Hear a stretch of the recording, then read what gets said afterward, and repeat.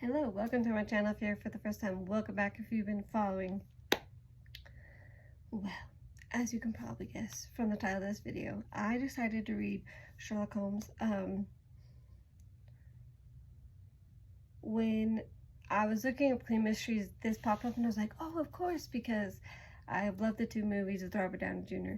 and the BBC series with Benedict Cumberbatch. I don't know the guy who plays Watson. I just know him as Bilbo Baggins, and he's the one agent in like the Black Panther movies. And I've loved the Enola Holmes movies, so I decided to read them. So yeah, I feel like I'll kind of do a summary of each of them and then just generally overview how I feel about all of them.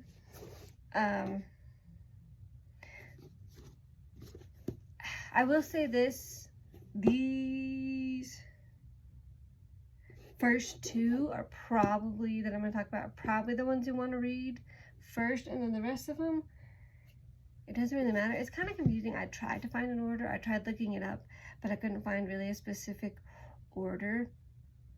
But I don't think you'll be too confused. But if you read this one, A Study in Scarlet is just where Watson and Holmes meet, so that's a good one.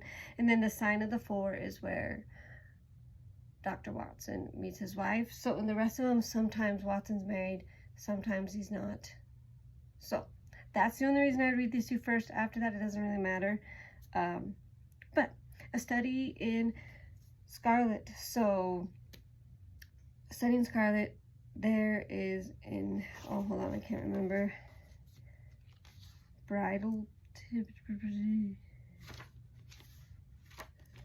Can't remember where.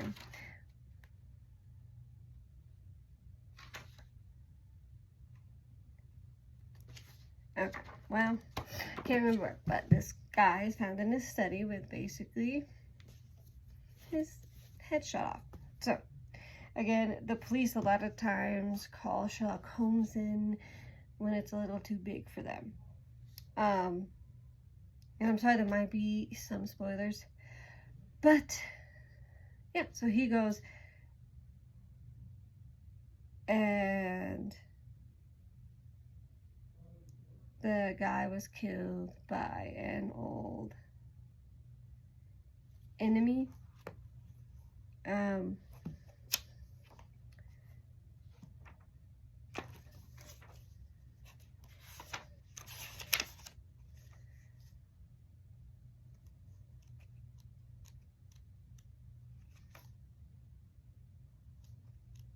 So yeah, this one kind of,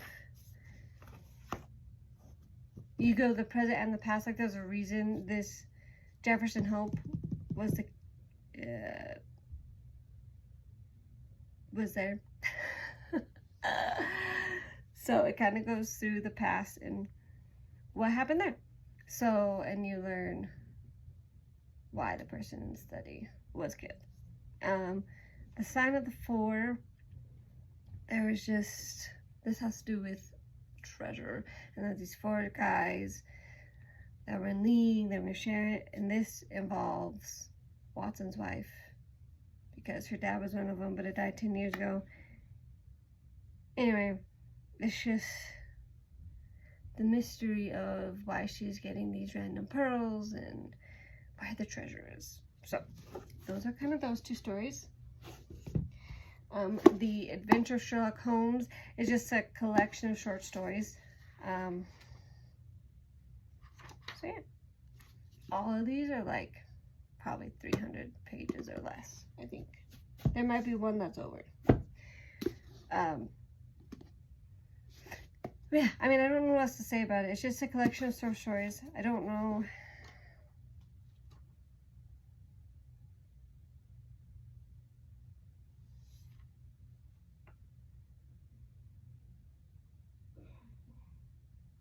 To be honest, there's a lot of variety, so I don't know if I could go through all of them. But this one has about 12 chapters. Each one is a different story. And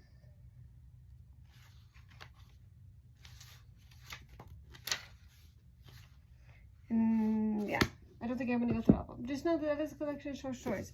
The Memoirs of Sherlock Holmes is also a collection of short stories.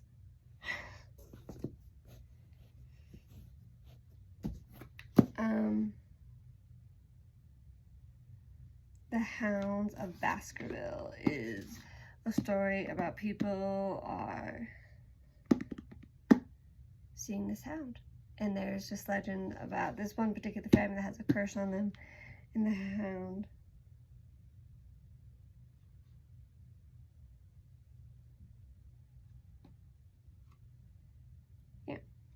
keeps doing it.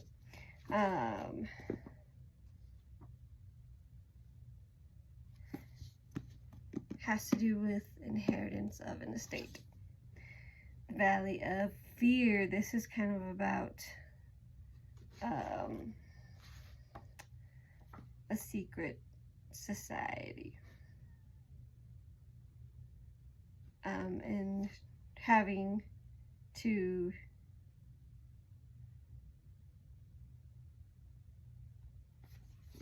disband that secret society. If I remember. I'm sorry if I'm jumbling all these up. There was a lot of them. Like I said, like, there's a lot of short stories. Like 13. So there's 13 stories. So they're all jumbled. I'm like, which one was that one? At the end of the Memoirs of Sherlock Holmes, it has a twist, which is why this one says The Return of Sherlock Holmes. That's why I'm not going to say anything. Know that the Memoirs of Sherlock Holmes, that is where his his arch rival, Moriarty, comes into play. If you watch the movies, you know that Moriarty is his rival. But yeah, The Return of Sherlock Holmes is a bunch of short stories. And then his last bow is a few, again, a collection of short stories. So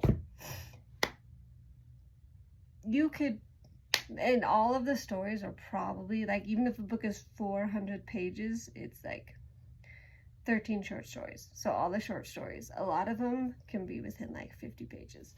So they're really fast, which I did like because there was no draggy parts of this.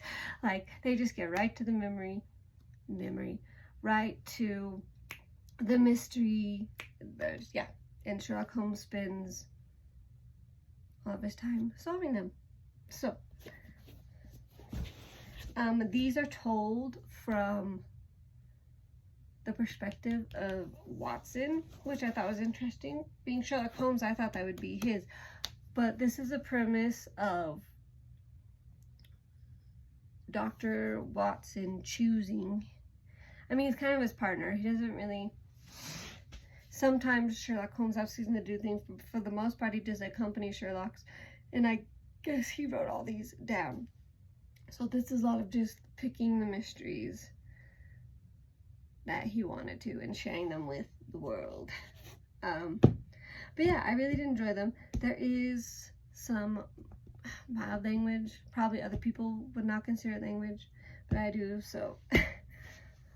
But honestly, with this whole thing, maybe because of my language, 4 out of 5, but if you don't mind that, 5 out of 5, because they really are quick paced. There's a variety of them. It's not just murders. Like 70 to 75% are probably murders, but some of them it's just, like I said, there's a secret society. There's documents that are missing. There's missing people. So yeah. I really wish I could go into more detail, but like I said, these are so small and there's so many of them that are whirling in my head, but they are worth it. And if you want some pretty clean mysteries, like I kind of liked it because in some books you like actually see it, but this one, it just happened. And all these books start with somebody coming to Sherlock Holmes and sharing their story, and then he's like, oh, this intrigues me, I'll do it. Trigger warning, it does actually mention some drug use. Apparently, in some of the books, Sherlock Holmes liked to use some drugs to stimulate his mind in the moments where he didn't have all these cases. So no, that is brought up if that's something you don't want to deal with. Like, you don't, there's one book where he's using in the presence of Watson. I can't remember which one it's in, but I don't know if that's a trigger warning.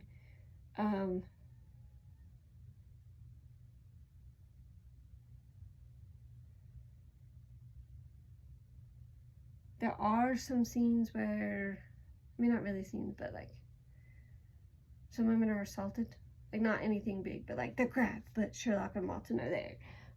So just know that I'm just trying to think of trigger warnings so people would know, but really, for the most part, I just enjoy them. It's just Sherlock being Sherlock. He's basically a private. I mean, if you guys have watched the movies, he doesn't call himself like a private inspector until the end, but basically for a while he calls himself a consultant. Some of them, there's people going to him, others the police bring him in.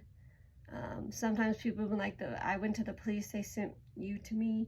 So, but yeah, good stories, go read them. Thank you. I know this is a shorter video, but there's just too many of them to go into detail about all of them, but no, they're all worth it. So thank you for watching. If you have read these, I would like to hear your thoughts on them. As always, any recommendations that are similar. If you like this video, please give it a big thumbs up and share and click that subscribe and notification button. And yeah, I always want to hear from you, so let me know, and we'll see you next time. Bye.